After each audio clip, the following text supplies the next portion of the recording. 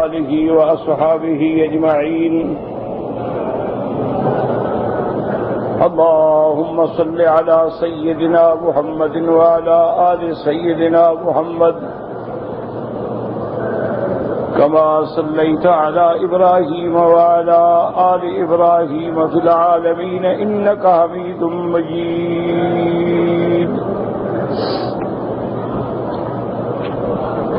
أعوذ بالله من الشيطان الرجيم بسم الله الرحمن الرحيم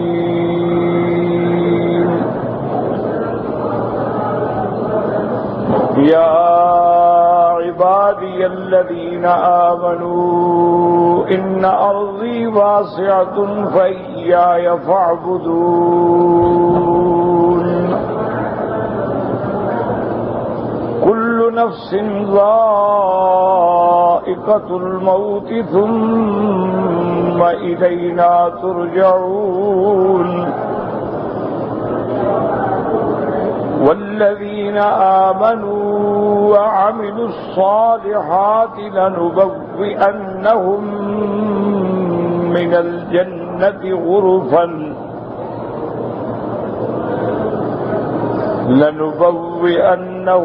من الجنة غرفا تجري من تحتها الأنهار خالدين فيها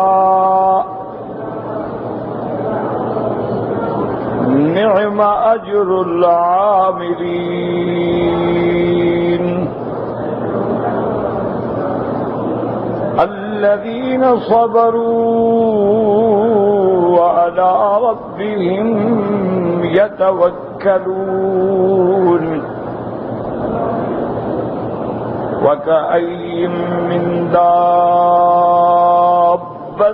لا تحمل رزقها الله يرزقها وإياكم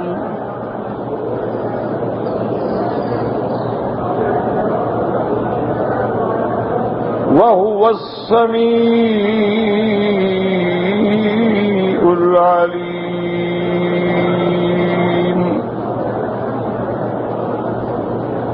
ان آیات مبارکہ میں جو سورۃ العنکبوت کی آیات ہیں، احکام ہجرت کے بارے میں اللہ نے ارشاد فرمایا.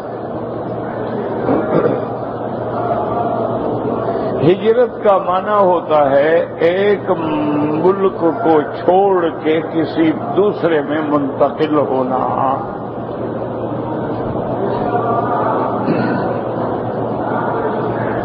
سرکار دو عالم، رحمت دو عالم، محبوب دو عالم سیدنا محمد مصطفیٰ صلی اللہ علیہ وسلم کے زمانے میں ابتدائے اسلام میں مومنین کو جن تکالیف سے گزرنا پڑا، جن مصائب کے دریاؤں سے دریا عبور کرنے پڑے، اصحابہ رسول رضوان اللہ علیہم اجمعین امتحان کی چکی پہ پس رہے تھے. دنیا کا کوئی عذاب ایسا نہیں تھا جو مشرکین نے اصحاب رسول پہ نازل نہ کیا ہو. انہیں مارا گیا، انہیں انگاروں پہ لٹایا گیا، اور اتنا ظلم ہوا کہ سب سے پہلی اسلام میں شہیدہ بی بی سمیہ جو ہے رضی اللہ تعالی عنہا، ان پہ جب ظلم و ستم کی انتہا کر دی تو ظالموں نے بی بی صاحبہ کے ٹانگوں میں رسے ڈال کے مختلف سمتوں میں اونٹوں کو دوڑایا اور بی بی دو حصے میں تقسیم ہو گئی.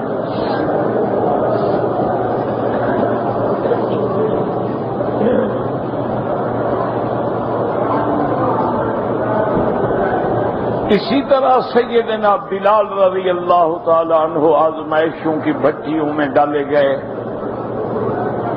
اسی طرح حضرت عمار، حضرت خبیب، یعنی مشرکین مکہ نے ان کی زندگی کا ایک ایک سانس لینا جو تھا وہ مشکل کر دیا. اللہ کی شان ہے کہ اللہ تعالی کی طرف سے حکم تھا کہ صبر کریں، یعنی اتنے ظلم و تشدد کے بعد جواب دینے کا بھی حکم نہیں، خالص صبر۔ پھر اللہ نے حکم دیا کہ صحابہ کو فرمائیں کہ صحابہ ہجرت کریں۔ تو سب سے پہلی ہجرت جو ہے وہ مکہ سے حبشہ کی طرف کی گئی، کیونکہ حبشہ کے ملک میں جو بادشاہ تھا اس کا لقب نجاشی تھا۔ یہ پہلے دور میں بادشاہوں کے لقب ہوتے تھے، حبشہ کا جو بھی بادشاہ بنتا تھا لقب نجاشی تھا، اور روم کا جو بادشاہ بنتا اس کا لقب ہرقل تھا، فارس کے بادشاہوں کا لقب جو ہے کسرا تھا، اور مصر کے بادشاہوں کا لقب جو ہے فرعون تھا۔ فرعون کوئی ایک نہیں تھا، فرعون تو کئی گزرے، اسی طرح نجاشی بھی کئی گزرے۔ اور یمن کے بادشاہوں کا لقب جو ہے وہ تبابعہ، وہ تبع کہلاتے تھے۔ تو اصحمہ نجاشی جو ہے اس کے بارے میں مکے والوں کو پتہ چلا کہ بڑا منصف مزاج بادشاہ ہے، اور اس کے ملک میں عدل ہے، انصاف ہے، کسی پہ ظلم نہیں ہونے دیتا۔ تو صحابہ رضوان اللہ علیہم اجمعین نے مکے سے حبشے کو ہجرت کی، لیکن مشرکین مکہ جو ہیں وہ بھی تعاقب میں تھے۔ انہوں نے بھی مشورہ کیا کہ ہم اپنا ایک وفد بھیجیں، اگر ان کو حبشہ میں ٹھکانہ مل گیا تو مسلمانوں کی تو طاقت بنتی جائے گی۔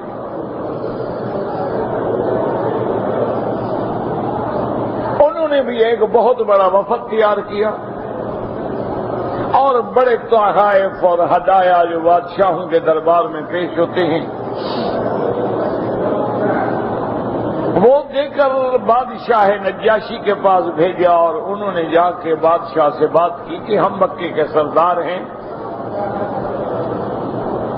ہم رؤسائے قریش ہیں،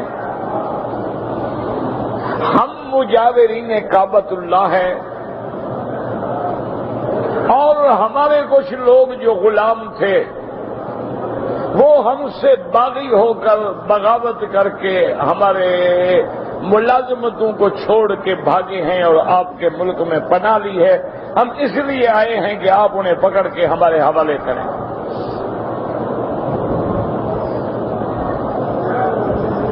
یہ ابتدا سے یعنی تاریخ انسانیت دیکھ لیں، ہر دور میں آتا ہے، ہر دور میں حق والوں کو کوئی جینے نہیں دیتا، حق والوں کو کوئی کسی سکون سے رہنے نہیں دیتا۔ حق والے بھاگ کے اپنی جانیں بچائیں تو ان کا تعاقب کیا جاتا ہے، دولت کے زور سے، طاقت کے زور سے انہیں پکڑا جاتا ہے۔ یہ ابتدا سے ہوتا چلا آیا ہے، یہ آج نئی بات نہیں ہے، آج تاریخ اپنے آپ کو دوہرا رہی ہے۔ اسی لیے آپ قرآن پاک کو دیکھیں، اصحاب کہف کا سورۃ الکہف اللہ نے پوری نازل فرمائی ہے۔ اصحاب کہف کا کیا تھا؟ وہ بھی نوجوان تھے، اللہ کی توحید کے پرستار تھے، اور ظالم بادشاہ جینے نہیں دیتا تھا، انہوں نے بھی چھپ کے پہاڑوں میں غاروں میں پناہ لی۔ اسی طرح آپ قرآن پاک کو کھولیں کہ سیدنا ابراہیم علیہ السلام نے بھی جب قوم کا ظلم حد سے بڑھ گیا تو فرمایا انی مہاجر الی ربی، اب میں بھی ہجرت کرتا ہوں۔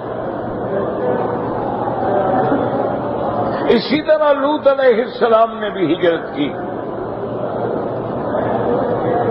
تو یہ تاریخ عالم ہے، تاریخ انسانیت ہے کہ حق والوں کو کوئی برداشت نہیں کرتا. ہر دور میں یہ ہوتا آیا.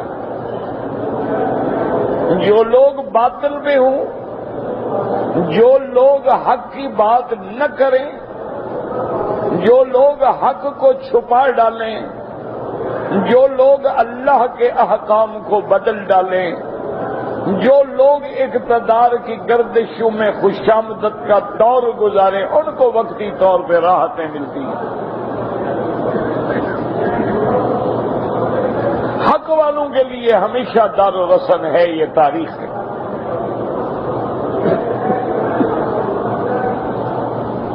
آپ دیکھ لیں، آپ زیادہ دور نہ جائیں، آپ اپنے ملک کی تہذیب، اپنے ملک کی تاریخ پر بھی نظر ڈالیں. جن علماء نے، جن مولویوں نے، جن پیروں نے انگریزوں کی خوشامد کی، انگریزوں کی شان میں قصیدے لکھے، جنہوں نے جہاد کو حرام قرار دیا، جنہوں نے انگریز کے دور کو دور امن قرار دیا، جنہوں نے وائسرائے کے دربار میں سپاس نامے پیش کیے، انہیں کو بڑے بڑے لقب ملے، جاگیریں ملی، جائیدادیں ملی. کسی کو سر کا خطاب ملا، کسی کو شمس العلماء کا خطاب ملا، کسی کو مخدوم کا خطاب ملا، کسی کو مخدوم الملک کا ٹائٹل ملا. اور جن لوگوں نے انگریز سے ٹکر لی، حق بات کی، ان کو پھانسیوں پہ لٹکایا گیا. ایک ایک دن میں 500 علماء کو پھانسیوں پہ چڑھایا گیا. ان کے چمڑے ایسے اتارے جاتے تھے جیسے کسائی کسی بکری کا چمڑا اتارتا ہے. ان کے چمڑے اتار کے ان پہ نمک اور مرچ انڈیلی جاتی تھی. انہیں قید تنہائی میں رکھا جاتا تھا. انہیں جا کے کالے پانی میں قید کیا جاتا تھا. انہیں جزائر انڈمان میں بھیجا جاتا تھا. انہیں غدار اور باغی کا لقب دیا جاتا تھا. بے عین ہی یہی تاریخ ہے، یہ چلی آ رہی ہے اور قیامت تک یہ چلے گی. تو صحابہ کرام رضوان اللہ علیہم اجمعین نے جب ہجرت کی اور حبشہ پہنچے، قریش مکہ کا وفد بھی شاہ نجاشی کے پاس پہنچا، مطالبہ کیا کہ یہ بھگوڑے ہیں، یہ ہمارے ملازم ہیں، ہمارے خریدے ہوئے غلام ہیں، ہم سے بھاگ کے آئے ہیں، ہمارے حوالے کریں. لیکن نجاشی ایک بہت بڑا عاقل اور عادل بادشاہ تھا. اس نے کہا کہ تم قریش کے سردار ہو، کعبۃ اللہ کے مجاور ہو، میرے دل میں آپ لوگوں کا بڑا احترام ہے، لیکن میں یک طرفہ فیصلہ نہیں کر سکتا جب تک کہ فریق ثانی کو بلا کے بات پتہ نہ کروں. یہ تو کوئی بات نہ ہوئی نا کہ ایک آدمی کو سنو اور جو مرضی آئے کر ڈالو. تو اس نے حکم دیا کہ بھائی پتہ کرو مکے سے کون لوگ آئے ہیں. ان کو بلایا گیا تو صحابہ نے بھی اپنے چند آدمی تیار کیے بادشاہ کے پاس جانے کے لیے. اب ان کے لیے ایک اور امتحان آ گیا کہ ہم مکہ سے آئے تھے اپنی جان بچا کے کہ حبشہ میں پناہ لیں گے. اب خدا جانے یہ بادشاہ بھی کیا حکم صادر کرتا ہے. اور نجاشی بھی مسلمان نہیں تھا، وہ بھی دین عیسیٰ علیہ السلام پہ تھا، نصرانی تھا. اس کی دربار میں جب گئے تو حضرت جعفر کو متکلم بنایا گیا کہ آپ بات کریں گے، اب باقی خاموش رہیں گے. اس نے مسلمانوں کی حالت کو دیکھا، ان کی کمزوریوں پہ نظر ڈالی، اور اس کے بعد اس نے حضرت جعفر سے پوچھا کہ تم کیا کہتے ہو کیا تمہارا دین ہے؟ انہوں نے کہا ہمارا دین اسلام ہے، ہم اللہ کی توحید کے پرستار ہیں، ہم رحمت دو عالم کو اپنا پیغمبر اور خاتم النبیین مانتے ہیں۔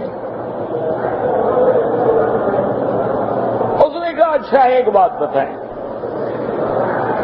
تمہارے دین میں، دین اسلام میں، اور تمہارا پیغمبر جو ہے وہ بی بی مریم اور حضرت عیسیٰ کے بارے میں کیا کہتے ہیں؟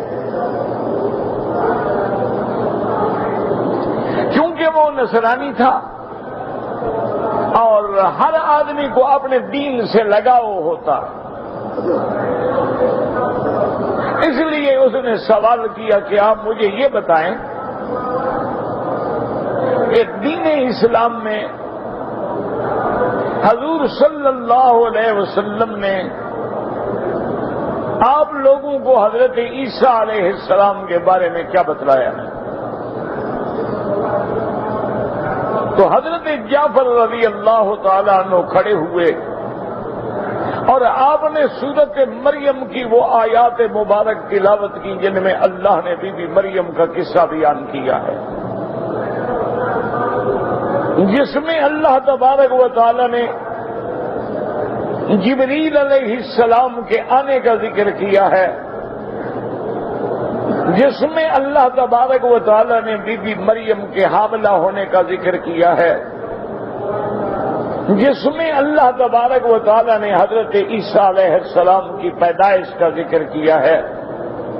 تو جب حضرت جعفر نے سورت مریم کی تلاوت کی تو بالکل بادشاہ حیرت زدہ رہ گیا اور اس کی آنکھیں جو تھیں وہ آنسوں سے نم ہو گئیں، اور جب حضرت جعفر نے تلاوت ختم کی تو اس نے کہا خدا کی قسم ہے جس نے مجھے پیدا کیا ہے، جس نے اس کائنات کو پیدا کیا ہے، آپ کا نبی سچ کہتا ہے، وہی حق ہے جو تم نے قرآن سنایا ہے۔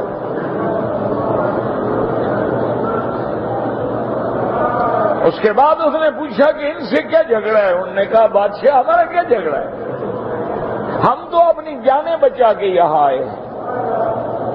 آپ اگر قریش کے مظالم کی داستان دیکھنا چاہتے ہیں تو ہمارے پشت سے کپڑے ہٹا کے دیکھ لیں، آپ اگر ان کے ظلم کے داغ دیکھنا چاہتے ہیں تو ہمارے جسموں پہ موجود ہیں۔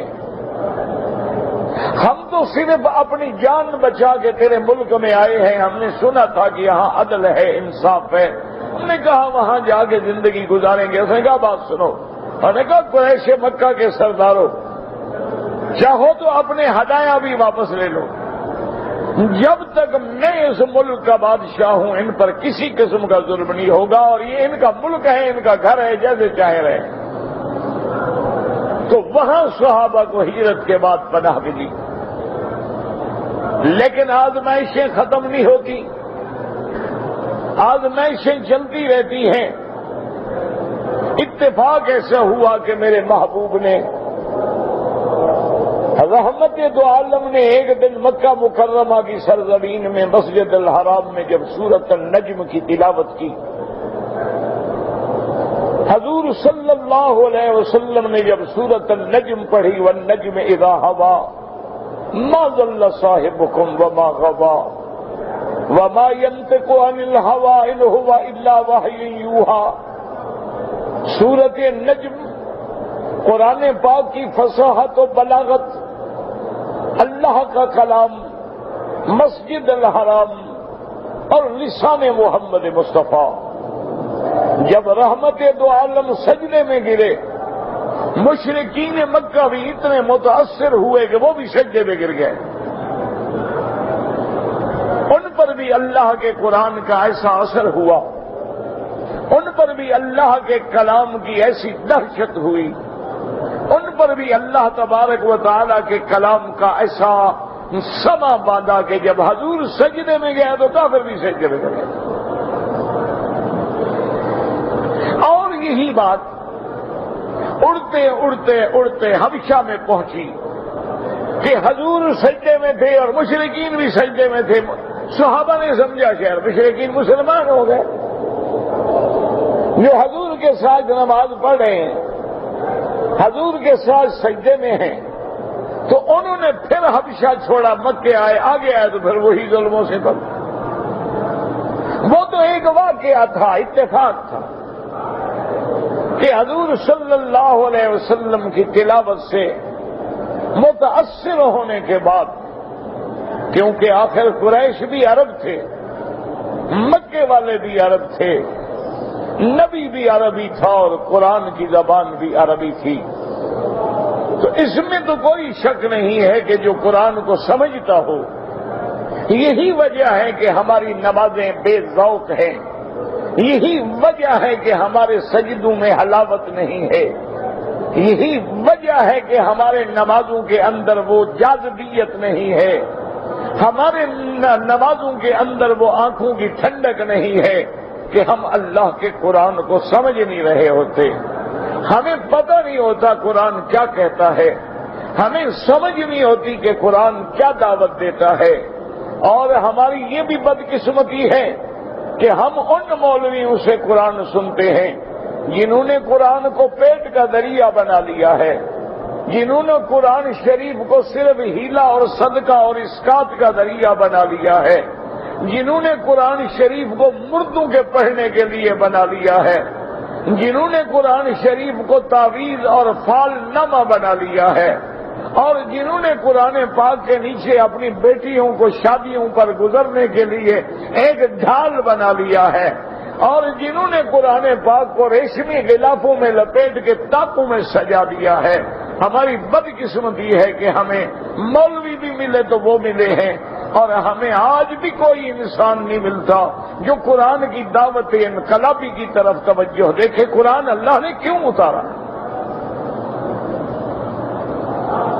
اور بعض ہمارے مدارس ہیں، اللہ ان کو قائم و دائم رکھے، ہم کسی کے الحمدللہ مخالف نہیں، ہم کسی پہ الحمدللہ طنز نہیں کرتے، ہم کسی پہ الحمدللہ تان نہیں کرتے، لیکن ہمارے مدارس میں بھی یہ ہوتا ہے کہ نحوی تراکیب میں، صرفی تراکیب میں، اور اس کے اندر منطق و فلسفہ کے الجھاؤ ڈال ڈال کے بچوں کے دماغوں میں یہی بٹھایا جاتا ہے یہ الف لام کتنے قسم ہے، اور یہاں جو ہے جار مجرور کا تعلق کس ذات سے ہے، اور یہاں نصب کیسی آئی ہے، وہ یہ بھی ضروری ہے، لیکن قرآن کی اس دعوت کو ہم بھول گئے ہیں جس کے لیے اللہ نے قرآن اتارا تھا۔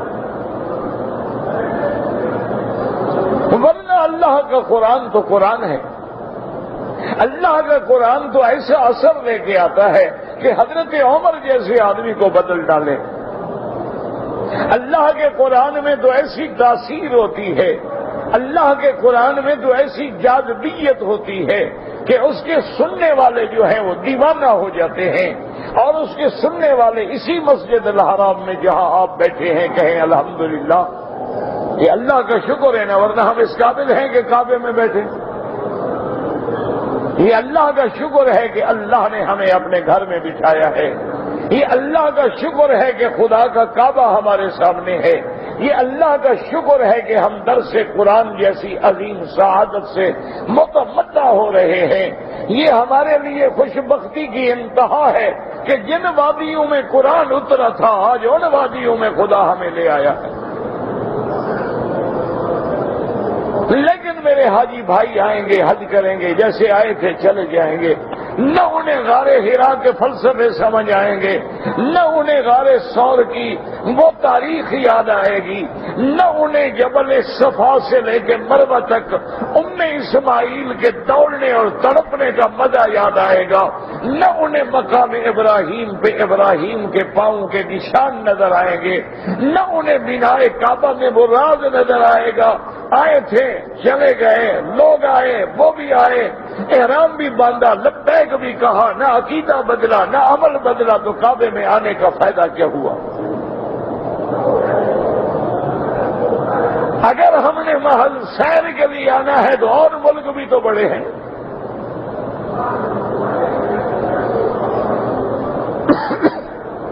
اب جناب صحابہ دوبارہ حبشہ گئے۔ حبشہ میں جانے کے بعد پھر اللہ تعالی کے حکم کے مطابق صحابہ نے جو بچ گئے تھے انہوں نے ہجرت کی، اور وہ ہجرت جو ہے مکہ مکرمہ سے مدینہ منورہ کے لیے تھی۔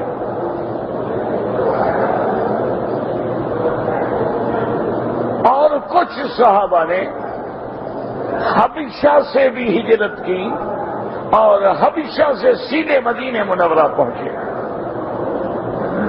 اللہ کو یہی منظور تھا اور یہی سابقہ کتابوں میں لکھا ہوا تھا،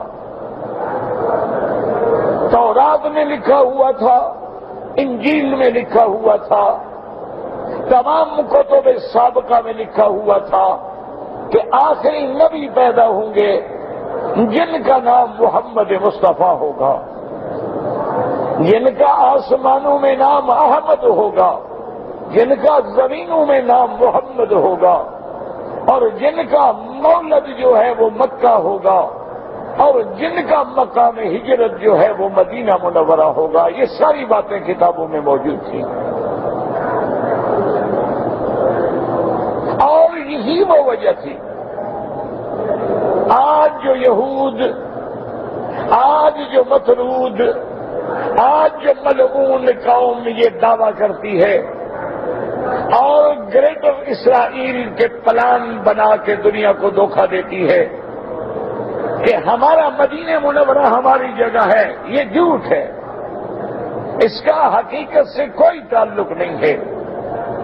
یاد رکھیں اصل وجہ یہ تھی کہ یہودیوں نے کتابوں میں پڑھا تھا کہ آخری نبی آئیں گے، مکہ میں پیدا ہوں گے، مدینہ میں ہجرت فرمائیں گے۔ وہ لوگ اسی لیے کوئی خیبر سے، کوئی شام سے، کوئی فلسطین سے، کوئی اور علاقوں سے ہجرت کر کے مدینہ آ گئے تھے اللہ کے نبی کی انتظار میں۔ یہ ان کا ملک نہیں تھا۔ ان میں بڑے بڑے قبائل جو ہیں وہ تین تھے، ایک بنی قینقاع کہلاتے تھے، ایک بنی قریظہ کہلاتے تھے، اور ایک بنو نذیر کہلاتے تھے۔ یہ یہودی بڑے دولت مند تھے، انہوں نے آگے مدینے میں ڈیرا لگایا، قلعے بنائے، گھر بنائے، اور اوس و خزرج کے قبائل سے اپنے تعلقات استوار کیے، اور اصل میں یہ انتظار کر رہے تھے محمد رسول اللہ صلی اللہ علیہ وسلم۔ اور یہ یہود جو ہیں یاد رکھیں، یہ باقاعدہ کہتے تھے، اپنے دشمنوں سے بھی کہتے تھے کہ ایک نبی آئیں گے، ہم اس کے انتظار میں ہیں، جب وہ آئیں گے ہم ان پہ ایمان لائیں گے، اور ایمان لانے کے بعد ہم پھر تمہارے مقابلہ کریں گے اور تم سے بدلہ لیں گے۔ ابھی تم نے ہمیں ستانا ہے، ستا لو۔ کانوا یستفتحون علی الذین کفروا فلما جاءہم ما عرفوا کفروا بہ۔ اللہ نے قرآن میں باقاعدہ ذکر کیا ہے کہ وہ تو اللہ کے نبی پر ایمان لا کے اپنے دشمنوں پہ فتح کا انتظار کر رہے تھے، لیکن جب میرے آمنہ کے لال آئے تو انہوں نے انکار کر دیا، اور انکار کرنے کی وجہ کیا تھی؟ وہ بھی حسد تھا۔ اور یہ بات بھی یاد رکھیں، حسد جو ہے یہ ایسا بڑا گناہ ہے کہ سب سے پہلا گناہ جو آسمانوں میں ہوا وہ حسد ہے، اور سب سے پہلا گناہ جو زمین میں ہوا ہے وہ بھی حسد ہے۔ حسد کا معنی کیا ہوتا ہے کہ اپنے کسی دوست کی عزت دیکھ کے، دولت دیکھ کے، حسن دیکھ کے، جمال دیکھ کے، مال دیکھ کے بندہ یہ چاہے کہ اللہ اس سے چھین لے اور مجھے دے دے، اس کو کیوں دیا ہے؟ یہ حسد ہے۔ یعنی زوال النعمت النخی ہے، اپنے بھائی سے نعمت کا زوال چاہتا ہے کہ اس کو کیوں ملا، مجھے کیوں نہیں ملا، یہ حسد ہے۔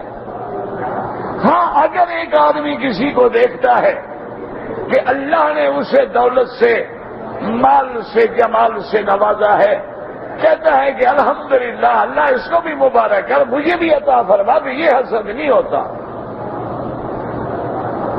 حسد یہ ہے کہ اس سے زوال نعمت کا فیصلہ کرے کہ اس کو کیوں عزت ملی ہے، اس کا مقام کیوں بلند ہوا ہے۔ یہ پہلا جرم ہے جو ابلیس نے حضرت آدم کے خلاف کیا کہ اللہ نے آدم کو آخر مسجود الملائکہ کیوں بنا دیا، آدم سے تو میں بہتر ہوں۔ تو یہ حسد تھا۔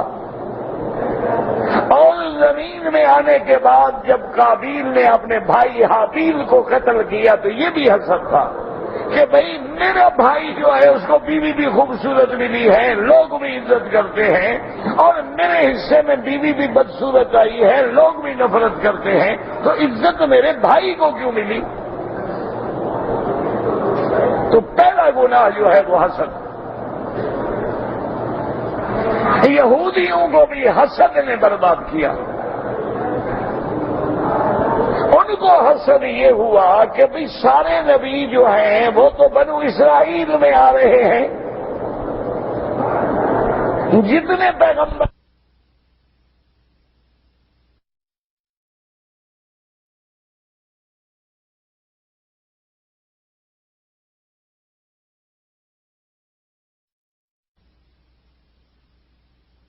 ہیں، پھر حضرت یعقوب کی اولاد حضرت یوسف ہے تو نبوت بنو اسرائیل میں ہے، لیکن محمد الرسول اللہ صلی اللہ علیہ وسلم اللہ کے کروڑوں صلاۃ و سلام ہوں میرے محبوب پہ، محبوب دو عالم پہ، کہ آپ کو اللہ نے بنو اسماعیل سے پیدا کیا۔ آپ حضرت اسحاق کی اولاد نہیں، حضرت اسماعیل کی اولاد ہیں، بس یہ حسد ہو گیا کہ انتقلت النبوت من ولد اسرائیل الی بنو اسماعیل۔ یہ کیا ہو گیا کہ نبوت جو ہے اور آخری نبی بنو اسماعیل میں آ گیا۔ حالانکہ آپ اندازہ کریں بغض و حسد کی وجہ سے آدمی کی عقل پہ پردے پڑ جاتے ہیں۔ حضرت اسحاق کس کے بیٹے ہیں؟ سیدنا ابراہیم۔ اور حضرت اسماعیل کس کے بیٹے ہیں؟ سیدنا ابراہیم۔ اگر حضرت یعقوب اسحاق کے بیٹے ہیں تو اوپر تو باپ ابراہیم ہے، اگر میرے آقا حضرت اسماعیل کے بیٹے ہیں تو اوپر تو باپ ابراہیم ہے۔ جھگڑا کس بات میں ہے؟ لیکن حسد ہے۔ ورنہ قابیل بھی تو آدم کا بیٹا ہے، حابیل بھی آدم کا بیٹا ہے، لیکن حسد ہے۔ اور اس کے بعد دیکھیں حسد کی حد دیکھیں، کہنے لگے اچھا ایسا کرتے ہیں، بھائی کہنے لگا بھائی سے کہ بھئی تم بھی اللہ کے راستے میں خیرات کرو اور میں بھی خیرات کرتا ہوں، اور دیکھتے ہیں کہ کس کی خیرات قبول ہوتی ہے۔ بھئی اللہ کی مرضی، اللہ جس کی خیرات قبول کرے۔ اللہ چاہے تو ایک مسکین کے 1 ریال قبول کر دے اور نہ چاہے تو کروڑوں قبول نہ فرمائے۔ اللہ کے خزانے میں کوئی کمی ہے؟ اللہ تو دیکھتے ہیں کہ دینے والے کی حالت کیا ہے۔ اگر حلال کا پیسہ ہے وہ 1 ریال جو ہے سود کے کروڑوں سے زیادہ بہتر ہے۔ ایک آدمی سود کھا کے لوگوں کو حج پہ بھیجتا ہے، کیا فائدہ ہے؟ ایک آدمی جوا کھیل کے لوگوں کو حج پہ بھیجے، ایک آدمی ڈکیتی مار کے پیسے اکٹھے کر کے لوگوں کو حج پہ بھیجے اور سمجھے میں نیکی کر رہا ہوں، یہ نیکی نہیں ہے، تو اللہ کے قانون کو توڑنا ہے۔ اللہ کے قانون سے بغاوت ہے۔ اللہ تو حرام کے پیسے سے حج قبول ہی نہیں فرماتے۔ اب جناب وہ حسد میں آ گئے اصل میں، تو انہوں نے کہا کہ چلو خیرات کرنے کا ٹھیک ہے۔ اور پہلے زمانے میں خیرات کا طریقہ یہ تھا کہ ہم جو بھی خیرات کرنا چاہتے تھے رات کو جا کے کسی اونچی جگہ پہ، پہاڑ پہ، ٹیلے پہ رکھ دیتے تھے،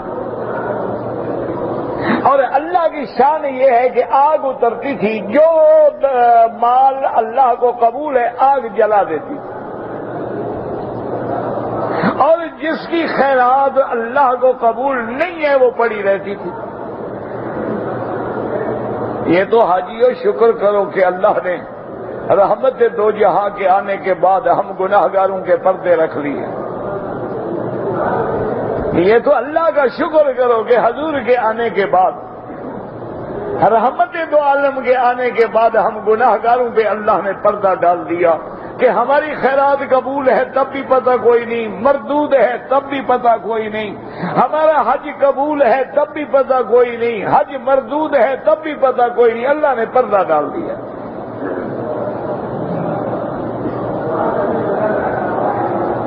لیکن پہلے تو صبح کو فیصلہ ہو جاتا تھا نا کہ جی اس کی خیرات قبول نہیں ہوئی، مانا حرام کا مال ہے۔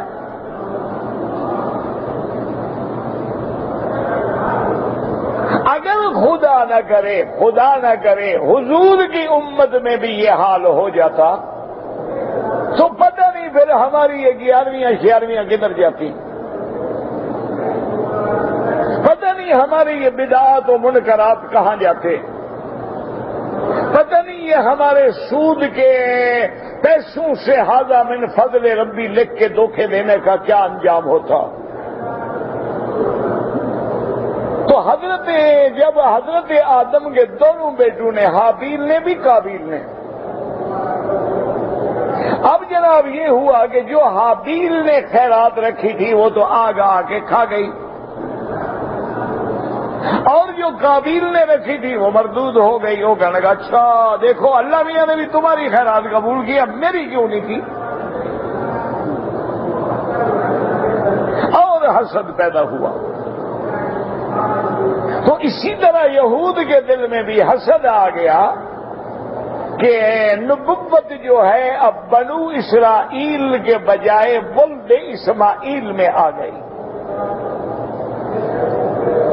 کیونکہ اللہ تبارک و تعالی نے جیسا کہ حدیث مبارک میں آتا ہے، میرے آقا فرماتے ہیں کہ ان اللہ اصطفیٰ کنانۃ من ولد اسماعیل، فرمایا کہ اللہ نے اولاد اسماعیل سے کنانا کو چن لیا، واصطفیٰ قریش من کنانا، اور کنانا میں سے قریش کو چن لیا، قریش میں سے اللہ نے بنو ہاشم کو چن لیا، بنو ہاشم میں سے اللہ نے محمد مصطفیٰ کو چن لیا صلی اللہ علیہ وآلہ آلہ وصحبہ وسلم تسلیما کثیرا۔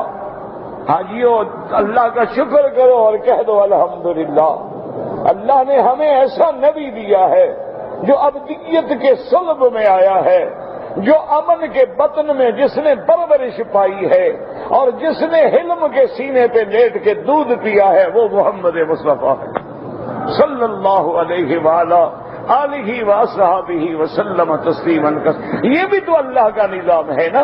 کافروں میں تو نام عبد العزیٰ ہوتے تھے، کافروں میں نام عبد الشمس ہوتے تھے، کافروں میں نام عبد الکعبہ ہوتے تھے، لیکن میرے اللہ نے یہ بھی حفاظت کی کہ محمد مدنی کے ساتھ جو نام جڑے وہ میری عبدیت ہو، محمد ابن عبداللہ ہو، اور جس بطن میں محمد مصطفیٰ ہو اس کا نام آمنہ ہو، وہ امن کی علمبردار ہو، اور جس کے سینے پہ لیٹ کے محمد دودھ پیے وہ حلیمہ ہو، جس کے گھر میں علم کا سبق سیکھے، اور وہ قبیلہ بنو سعد ہو جہاں سعادتوں کا مجموعہ بن کے محمد کا نور چمکے صلی اللہ علیہ وآلہ آلہ واصحابہ وسلم تسلیما کثیرا کثیرا۔ اب حضور رحمت دو عالم صلی اللہ علیہ وسلم کے صحابہ نے مدینے میں ہجرت کی، اور خدا کی شان ہے آپ لوگ انشاءاللہ تبارک و تعالی جب مکے سے مینا میں جائیں گے، جب آپ حج کے لیے جائیں گے تو جہاں آپ نے جمرۃ العقبہ ہے، جہاں آپ نے 10 کو کنکریاں مارنی ہیں، یہی جگہ جو ہے وادی العقبہ ہے، اور اس سے کچھ قدم پہلے وہ جگہ تھی جہاں رات کو حج کے دنوں میں مدینے سے لوگ آئے اور انہوں نے کفار قریش کے ڈر سے چوری چوری آ کے محمد مدنی سے بیعت کی اور اسلام قبول کیا، اور دوسرے سال پھر 70 آدمی کا وفد آیا صلی اللہ علیہ وسلم کے دربار میں، انہوں نے آ کے چپکے سے بیعت کی جس کا نام بیعت العقبہ ہے، اور وہاں وہ مسجد عقبہ تھی جہاں یہ بیعت ہوئی ہے، اور اس کے بعد حضور نے حضرت مصعب ابن عمیر کو بھیجا کہ ان کو قرآن پڑھائیں اور مدینے کی فضا تیار کریں، اور جب مدینے کے لوگوں نے بیعت کی تو کیا شان والے ہیں مدینے والے، انہوں نے عرض کیا کہ یا رسول اللہ صلی اللہ علیہ وسلم، آپ کے صحابہ بھی مدینے آ رہے ہیں، مدینے میں بھی اسلام پھیل رہا ہے، مدینے والے بھی آپ کے آنے کے منتظر ہیں، لیکن آپ ابھی سے ہمارے ساتھ وعدہ فرمائیں کہ ایک تو آپ مدینے ضرور ہجرت فرمائیں، اور جب آ جائیں تو پھر ہمیں چھوڑ کے کبھی نہ جائیں۔ صلی اللہ علیہ وآلہ آلہ واصحابہ وسلم تسلیما کثیرا کثیرا۔ تو اس طرح پھر یہ ہجرت کا باب شروع ہوا۔ پھر جب مدینے کی ہجرت آئی تو ہجرت شرعاً فرض ہو گئی۔ کیا مانا؟ جیسے نماز فرض ہے، جیسے کلمہ شہادت کے بغیر ایمان کا اعتبار نہیں۔ آدمی لاکھ دل میں کہتا ہو کہ اسلام سچا دین ہے، لیکن کلمہ نہیں پڑھتا، وہ مسلمان نہیں ہوگا۔ یعنی جیسے دل میں تصدیق ضروری ہے، زبان سے اقرار بھی ضروری ہے، تو اسی طرح یہ ہجرت جو تھی یہ اتنا بڑا فرض بن گیا کہ جو ہجرت بغیر عذر کے نہ کرے وہ مسلمان ہی نہیں، حتیٰ تہاجروا، شرط ہے کہ ہجرت کرو۔ یعنی ہجرت جو ہے اس کا مقام ایسے ہو گیا جیسے شہادتین ہے کہ کلمہ پڑھے گا تو مسلمان ہے، ہجرت کرے گا تو مسلمان، اگر ہجرت نہ کرے تو پھر وہ مسلمان ہی نہیں۔ ہاں کوئی معذور ہے، کوئی مجبور ہے، استطاعت نہیں ہے، ذرائع نہیں ہیں، تو اللہ تو نیتوں کو جانتے ہیں، جیسے مستضعفین تھے۔ اسی طرح یاد رکھیں کہ ہجرت جو ہے اس کا حکم جو ہے فرضیت والا، وہ تو مکہ پہ فتح ہونے کے بعد ختم ہو گیا۔ لا ہجرت بعد الفتح، حضور نے فرمایا فتح مکہ کے بعد اب ہجرت نہیں۔ یعنی کیا مانا؟ ہجرت فرض نہیں، ورنہ شرعی مسئلہ آج بھی یہی ہے کہ آپ کسی ملک میں رہتے ہیں لیکن آپ فرائض دین جو ہیں وہ ادا نہیں کر سکتے، آپ اللہ کی نماز ادا نہیں کر سکتے، آپ عیدین کی نمازیں ادا نہیں کر سکتے، آپ تلاوت قرآن نہیں کر سکتے، آپ قربانیاں نہیں کر سکتے ہیں، تو آج بھی علماء فرماتے ہیں واجب ہے کہ اس شہر سے ہجرت کریں، اس شہر کو چھوڑ دیں۔ اور اگر ہاں ایک ملک ہے دارالکفر ہے لیکن مسلمانوں کی مساجد ہیں، معابد ہیں، مدارس ہیں، ابتدا ہے، دین ہے، تو گو وہاں رہنے کی تو اجازت ہے، لیکن افضل یہ ہے کہ مسلمان ملکوں میں رہیں۔ اور اسی طرح یاد رکھیں کہ بعض علماء نے بلکہ تابعین نے بھی یہ فرمایا ہے کہ جیسے دارالکفر سے ہجرت ضروری ہے، ان نے فرمایا اسی طرح دارالفسق سے بھی ہجرت ضروری ہے۔ سمجھیں دارالفسق کیا مانا؟ کہ آپ ایک شہر میں ہیں، یہاں ہر طرف گناہ ہے، جہاں ہر طرف زنا ہے، عیاشی ہے، شراب ہے، یہاں ہر طرف عریانی ہے، بے حیائی ہے، مجرے ہیں، اور کوئی شریف آدمی اپنی بیٹیوں کی عزت نہیں بچا سکتا ہے، حکم ہے کہ چھوڑ دو اس جگہ کو فوراً، اس جگہ کو چھوڑ کے وہاں جائیں جہاں آپ کی عزت محفوظ ہو۔ اسی طرح علماء کہتے ہیں کہ آپ ایک مکان میں رہتے ہیں، اس مکان میں فحاشی کا اڈا ہے، اس مکان میں بے حیائی کا ڈیرا ہے، تو اس مکان کو بھی چھوڑ دیں فوراً، ورنہ اگر اللہ کا عذاب ان پہ آیا تو آپ بھی اسی عذاب میں پس جائیں گے۔ تو اس لیے مقام ہجرت کو سمجھیں۔ تو آج کے سبق میں جو ہم نے آیات پڑھی ہیں ان کا تعلق جو ہے ہجرت سے ہے۔ اللہ تبارک و تعالی نے اپنے حبیب لبیب سیدنا محمد مصطفیٰ صلی اللہ علیہ وسلم کو فرمایا کہ میرے محبوب، میرے بندوں کو آپ سنائیں کہ یا عبادی الذین آمنوا ان ارضی، ان ارضی واسعۃ فإیای فاعبدون۔ اللہ نے فرمایا کہ اے میرے بندو، ایمان والو، اگر تم اس جگہ میرے دین پہ قائم نہیں رہ سکتے ہو، ان ارضی واسعۃ، میری زمین بہت بڑی ہے، ہجرت کرو، نکلو دوسری جگہ پہ اور میری توحید پہ قائم رہو، فإیای فاعبدون، اللہ کی توحید، اللہ کی عبادت پہ قائم رہو۔ آدمی غم کرتا ہے، سوچتا ہے کہ میرا اللہ، میں اگر ہجرت کروں، یہاں میرے باپ دادا کی زمین ہے، میرا مکان ہے، جائیداد ہے، ذرائع ہیں، میں جب دوسری جگہ جاؤں تو کہاں جاؤں؟ اللہ نے فرمایا ساری زمین میری ہے، ان ارضی واسعۃ، ان ارضی واسعۃ فإیای فاعبدون، تم میری توحید پہ قائم رہو اور اعلاء توحید کے لیے میرے راستے میں نکلو۔ میرا اللہ، جب ہم نکلیں گے تو کافر ہمیں پتہ نہیں نکلنے دیں گے کہ نہیں نکلنے دیں گے، ہم سے مقابلہ کریں گے، ہمیں جاتے ہوئے مال ڈالیں گے، ہمیں قتل کر دیں گے۔ اللہ نے فرمایا کیوں ڈرتے ہو؟ کل نفس ذائقۃ الموت ثم الینا ترجعون۔ یہ غم نہ کرو، اگر ہجرت نہ کرو تب بھی تو موت آئے گی، ہر آدمی نے مرنا ہے، ہر آدمی پہ موت نے آنا ہے، اور مرنے کے بعد تم سب نے پھر میری طرف لوٹنا ہے، لہذا موت کا فکر نہ کرو۔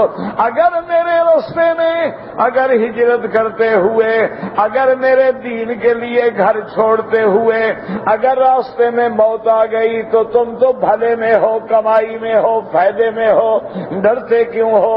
ڈرے تو آدمی اس چیز سے کہ اپنے ملک میں رہوں گا تو موت نہیں آئے گی، اور اگر ہجرت کروں گا تو موت آ جائے گی۔ جب موت نے آنا ہے تو پھر موت کا ڈر کیسا؟ اور جب یہ بھی عقیدہ ہے کہ موت وقت سے پہلے نہیں آ سکتی، ان اجل اللہ اذا جاء، اور جب وقت آئے گا تو وہ پیچھے نہیں ہو سکتا ہے، اور وقت سے پہلے موت نہیں آ سکتی ہے، تو پھر ڈرنے کا کیا مطلب ہے؟ تو ان آیات میں ہجرت کے احکام ہیں، زندگی باقی تو بات باقی انشاءاللہ۔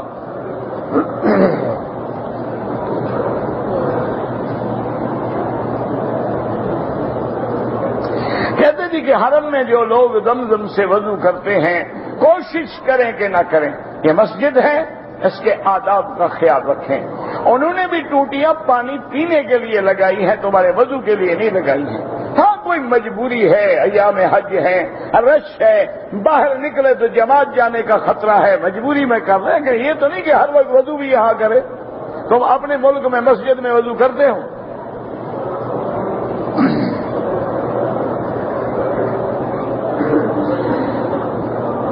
جوتے خریدے چوری ہو گئے، اللہ آپ کو صبر دے، آپ یہ نہیں کہ چوری ہو جائے تو دوسرے کی چوری کرو۔ تکلیف ہو رہی ہے، اب جب دوسرے کے جوتے اٹھائیں گے وہ بھی تو پریشان ہوگا نا۔ اسی لیے عربی محاورہ ہے نا کہ النعلین تحت العین، کہ جوتے جو ہیں آنکھوں کے نیچے رکھو، مانا قریب رکھو۔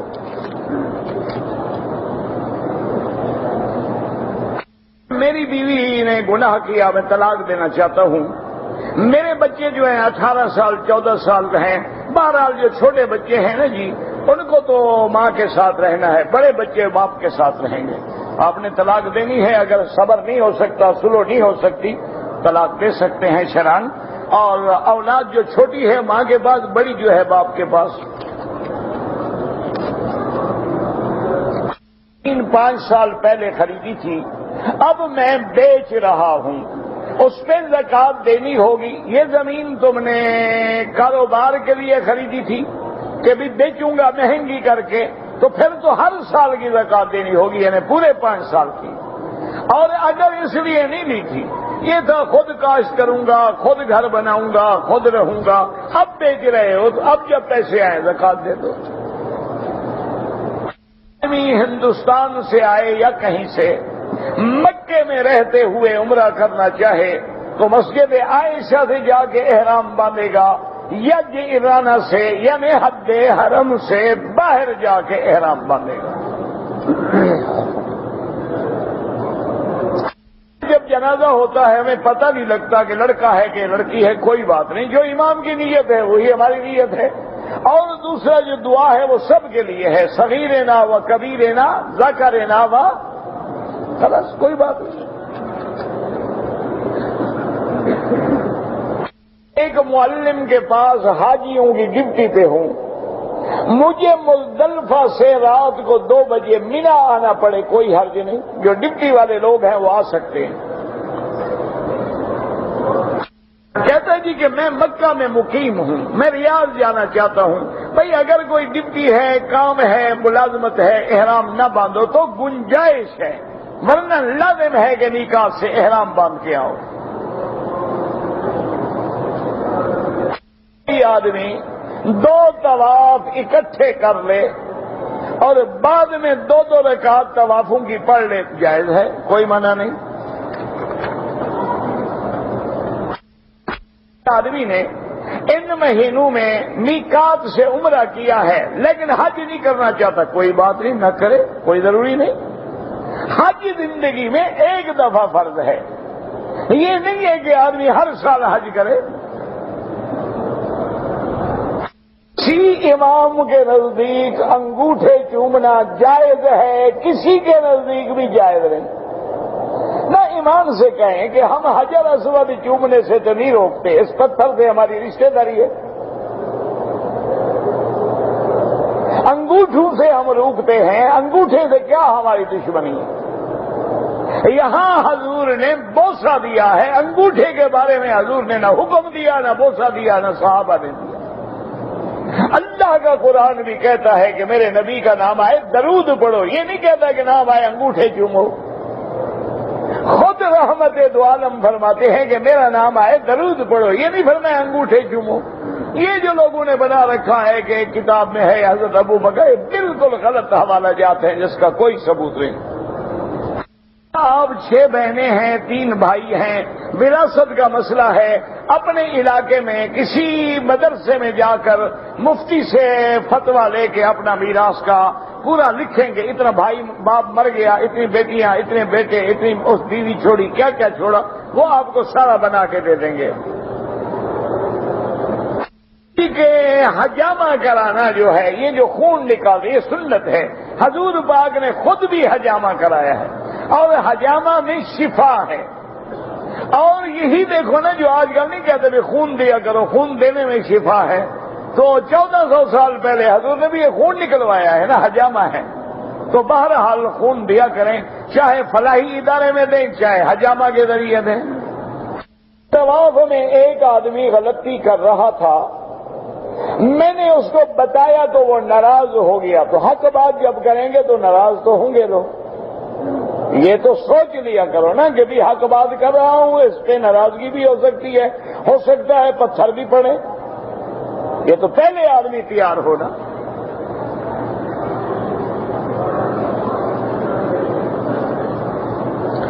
غیر کپڑوں میں صفا مروا دوڑ سکتے ہیں؟ بالکل نہیں۔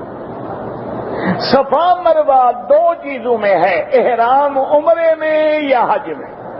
عمرے میں ہم احرام سے دوڑیں گے، حج کا احرام ہمارا مینا میں کھل جائے گا، اس لیے جب ہم طواف زیارت کے لیے آئیں گے تو کپڑے پہنے ہوئے ہوں گے، وہ صفا ہم کپڑوں میں دوڑیں گے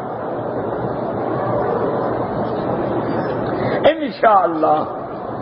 آپ نے اپنا حج پہلے کر لیا ہے، اب آپ اپنے کسی دوست کے لیے حج بدل کرنا چاہتے ہیں، کر سکتے ہیں، کوئی منع نہیں، کوئی منع نہیں۔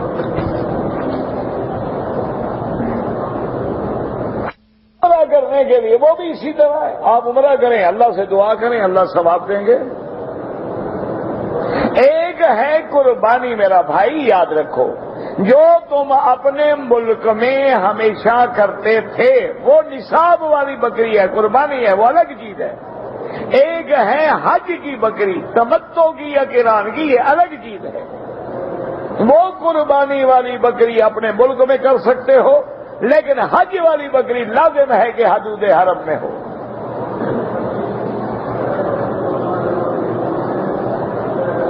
میرا پہلا عمرہ ہے، عمرہ کرنے کے بعد میں نے بالوں میں ٹک لگوائے، اگر تھوڑے تھوڑے بال کاٹے ہیں، اب بال بھی سارے کٹوائیں اور ایک بکری دب بھی دیں۔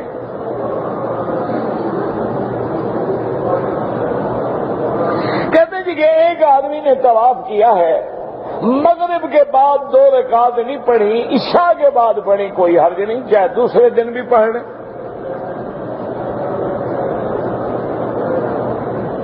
کہتی ہیں کہ عورت غسل کرنے کے وقت بال نہ کھولے، جب پانی ہی نہیں جائے گا اندر تو غسل کیسے ہوگا؟ ہر جڑ میں پانی پہنچنا ضروری ہے، بس اگر بغیر کھولے بھی پہنچا سکتی ہے تو پہنچا دے۔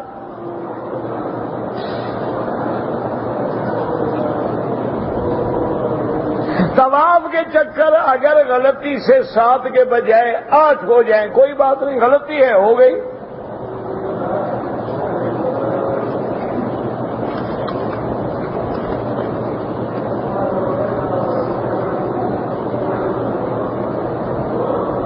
کہتے جی کہ اگر ہم بینک کے ذریعے قربانی کریں، میرا بھائی بینک کے ذریعے کریں، کسی بندے کے ذریعے کریں، سب جائز ہے، لیکن افضل یہ ہے اور میرے محبوب کا اپنا عمل مبارک یہ ہے کہ پہلے کنکری ماری حضور پاک نے، پھر قربانی کی، پھر سر مڑایا۔ تو جن آدمیوں کے ہاتھ میں ہے کر سکتے ہیں انتظام، ایسے کریں تاکہ حضور کی سنت کے مطابق عمل ہو، اور جو مجبور ہے بینک سے لے لیا، کسی اور سے لے لیا، کوئی حرج نہیں۔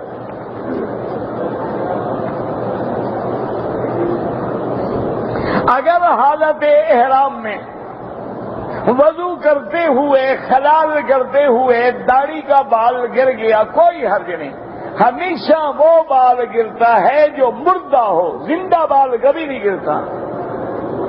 احرام میں بال توڑے نہیں، بال کاٹے نہیں، خود گرتا ہے، گر جائے۔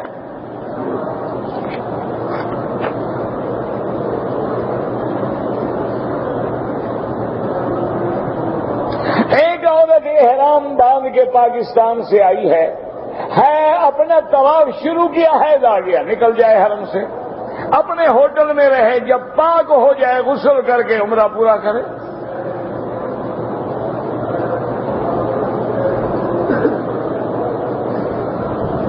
اگر آپ نماز باجماعت پڑھیں گے تو اجر بڑھ جائے گا، ایک نماز کا ثواب 1 لاکھ ہے، چاہے آپ اکیلے پڑھیں، لیکن جماعت کا درجہ تو اور بڑھے گا، محلے کی نماز کا درجہ اور بڑھے گا، مسجد جامع کا درجہ اور بڑھے گا۔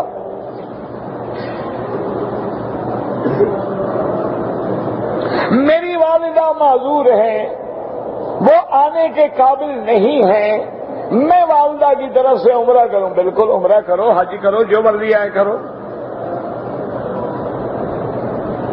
اگر ہم لوگ مکے میں رہتے ہوئے زیادہ طواف کریں، کیونکہ طواف میں اختلاف ہی نہیں، عمرے میں تو اختلاف ہے لیکن طواف میں کوئی اختلاف نہیں، لہذا زیادہ سے زیادہ طواف پہ وقت لگائیں۔